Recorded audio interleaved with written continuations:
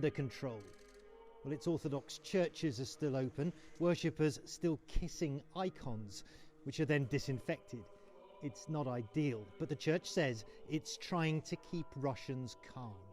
If we closed the churches, our Orthodox people could start panicking as they want to pray, says this priest. But we'd rather they abstain from kissing the icons, he adds. It doesn't seem to be much to ask amid a viral pandemic.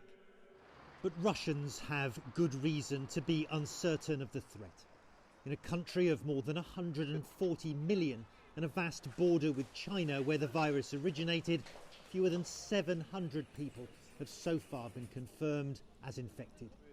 Officials say timely action to seal borders, quarantine infections and monitor with face recognition technology people who could spread the virus has spared Russia the catastrophe now befalling other states.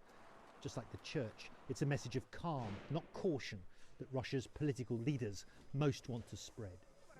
Even President Putin, 67 years old, so at higher risk, has been declaring the outbreak under control and better than in other countries, while pictured on state media meeting crowds and shaking hands.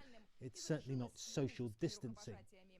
But even the Russian leader admits the country's low official tally may obscure a much deeper crisis. Here's the thing. The authorities may not possess the full information because people, A, sometimes don't report it, and B, they do not themselves know that they are sick. And this is not the action of a government relaxed about coronavirus. A new hospital being thrown up rapidly outside Moscow, which would significantly increase Russian capacity to cope with a surge of infections. Kremlin critics, including one doctor close to a leading Russian opposition figure, suggest what's been happening in Russia up until now is a cover-up. Doctors from hospitals that are practically being turned into centres for treating patients with coronavirus are reaching out to us.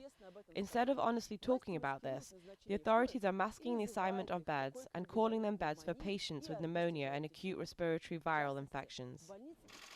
Russian officials deny there's been any misleading information.